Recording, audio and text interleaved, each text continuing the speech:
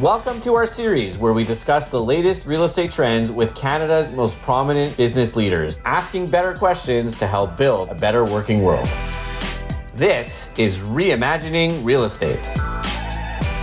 I'm William Yeager, a partner at EY Canada. In my role, I explore the newest real estate trends influencing the country's largest industry and ask the better questions that keep us ahead of the curve. In this episode, I speak with Anthony Giuffre, founder, CEO, and executive chairman of Avenue Living, one of Canada's largest multi-residential companies with a growing portfolio of storage, commercial, and agricultural holdings. Anthony, it's great to have you with us today. Thanks so much for having me today. I feel honored to be able to be part of the series. Excellent. Thanks, Anthony. And let's jump right into it. Avenue Living has expanded rapidly over the last several years. Can you tell us what opportunities have led to Avenue's success? Sure. When we think of Avenue Living, we're seeing obviously the recent turbulence within the markets, within the geopolitical system globally as opportunity. Why? Because Avenue Living is an operator. We see obviously necessary attention to every single detail within our organization, from the customer experience to the capital allocation to market selection. Excellent. Thanks, Anthony. Within the current volatile environment that we find ourselves in, can you share what business strategies are working for Avenue Living? When we think of Avenue Living as a North American strategy, what we have the ability to do is to diversify on both sides of the border, really to ensure that whether we have headwinds and or tailwinds, we can essentially focus on the business model, on key fundamentals that we started with. And when we think of consolidation, because of the size and depth and breadth of those markets, we can continue to consolidate within what we deem as a safe pasture, a safe passage to be able to grow our business model and our platform. So let me maybe ask you a little follow-up on that. How do you determine which markets that you would deem to be quote unquote safe? And what is the process by which you would decide to focus on a given market? Sure, great question. When we think of individualized markets within North America on a broader base, again, we're looking to make sure that there is not significant. We're looking for segmentation to start with. So we want to make sure that we're not entering. If we think of resource heavy economies, whether we think of transient economies, whereby we can't see from a long lens stability and balance. We don't want any short-term opportunities, because short-term opportunities arguably could lead to long-term pains, not gains. The number one driver is job growth, economic stability by sector. If we look at, say, the middle United States, what we are seeing is we're seeing incredible increases in income per capita moving into those areas. We're seeing additional sectors come in based on tax incentives. And what we are seeing as well, coupled with all of that, is net inbound migration, intrastate. And as a result, people are out there looking for jobs. And within that job base, they want to make sure that obviously they can improve their quality of life. If we can then apply the Avenue Living business model to that resident or that future customer, what it allows us to do is to have a long-term relationship whereby we can guarantee or ensure ongoing returns. So you presented a few examples of how ESG and sustainable investing is part of your decision making, but tell us how this is good for both your business strategy and our society as a whole. Absolutely. We are a private company. We're not publicly traded, but what we try and do is we try and benchmark everything that we do from an ESG perspective to our publicly traded peers. We want to ensure that when we're out there, when we're acquiring, we're actually thinking about our business platform and the asset base in a full circle. We want to ensure that obviously not only are we acquirer of assets, a manager of assets, we want to make sure obviously that we hold a responsibility not only to the organization, our investors and our stakeholders, but also to our residents. And I think that we spend a lot of time threading into ESG into doing that, because it sits at the forefront of our organization and obviously our strategic direction as an organization. So how do you ensure that you are not over-rotating on ESG and that you are in fact timing your initiatives well in regards to balancing both your stakeholder interests with targets and metrics?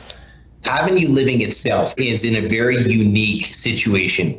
I would say it's almost opportunistic, because when we think of our ESG and we think of what we have the ability to do, because not only are we dealing with ESG from an investment perspective, as mentioned with the PRI, but we're also looking at it on the basis of we are rejuvenating, in a lot of cases, old stock. If you think of the bulk of the apartments built in Canada, the United States, typically speaking, they were built prior to 1990. And so when we look at that, we've got a very significant responsibility, but that responsibility, sits in two buckets. One is for the resident, the customer, but it also is by having a long lens in terms of how we can improve the carbon footprint. And a lot of these older buildings that maybe what we deem as important today wasn't important when they were built. Right. And in fact, that's very interesting, Anthony. So what specific initiatives are you doing to really make a difference, both environmentally and socially? Well, essentially, we look at a couple things. One is we look at our CIB program that we have. So we just recently made a deal for our Canadian portfolio with the Canadian Infrastructure Bank. That's allowed us to essentially assess, with a partnership of $150 million, over 50% of our existing portfolio. So what are we doing? We're looking at deep carbon retrofits and really assessing it from whether that would be a utility consumption perspective, whether that would be low flow toilets, low flow taps, whether that would be LED lights, whether that would be solar applications. Second part of your question is how do we take on a social responsibility? Well, if you want to be a good steward of business, you kind of have to look at your business as a full circle.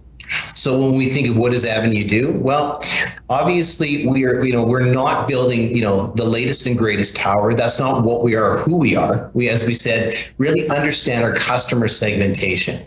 So when we think of workforce housing, $15 to $50 an hour, we need to recognize that there's a big word amongst our customer base, which is always going to be various degrees of affordability. So how do we address that affordability? And how do we thread that back into ESG? Typically, we're gonna thread that back by, on the lower end of our spectrum, working with, for example, Avenue Living works with 40 individual named charities to create housing affordability for people, in the housing market. We don't necessarily focus on the hard to house market, but we focus on increasing affordability within that customer segment, what we deem as workforce housing.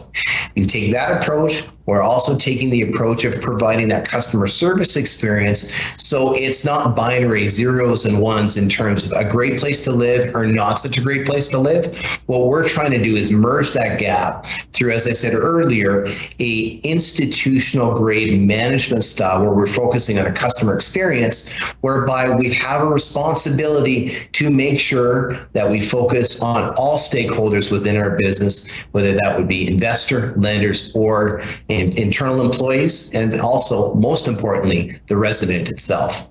Because if all of those stakeholders are thought of in a full circle, arguably, again, we have a very stable and robust business platform. So this is in fact quite unique. You're able to take a holistic approach to ESG, you're investing responsibly and rejuvenating old stock, and impressively addressing affordability for the workforce housing segment. Okay, great. How do you intend, though, to scale your ESG efforts in the future? So when we think of the depth and breadth of the actual portfolio, we're very comfortable getting in front of what we deem as our ESG obligations. So when we think of some states in the United States, in some states within the US, they might not be there. But if we create a standard for Avenue Living, whereby we provide what we deem as our operating, we'll call that our operating platform in terms of how we operate our multifamily units.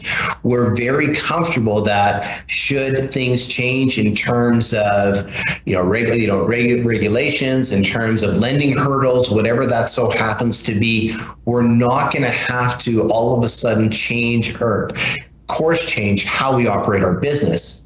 We'll have the ability basically just to do more of the same. And I think that makes a difference. And if we take a uniform approach, whether it would be through the Canadian provinces or the US states, we'll be able to ensure, obviously, that our stakeholders know what we're doing, the Avenue Living team itself, we as operators know what we're doing, and we can deliver a consistent result to our resident. So how do you plan to ensure that your ESG efforts remain affordable and sustainable?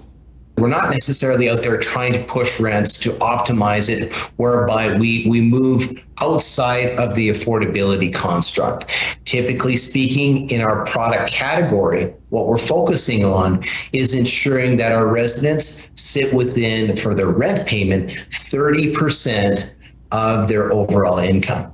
As a result, we know, and the banks use this as credit terms for a lot of their lending assessments. We've adopted that on a uniform basis to try and make sure that we can promote long-term residency for our customers and our residents. So as you look towards the next 3 to 5 years and ongoing market shifts, what will set you apart in the industry? So when we think of Avenue Living, we think of our history, where we've come from and how we've done it. We've led with operations. We've had the customer in mind. We've built a business around the customer, around the asset class. So whatever the market, whatever the geopolitical system throws at us, we feel that we are built a system that's prepared for it. And I truly believe that we'll be able to thrive. Anthony, it was great having you with us today. Thank you so much for participating in our series. William, thanks for having me. Love to talk about Avenue. I can talk about it all day. Really happy to be part of this series with you guys. Thanks for watching REimagining Real Estate. Be sure to watch the rest of the videos in our series where we continue to ask better questions to help build a better working world.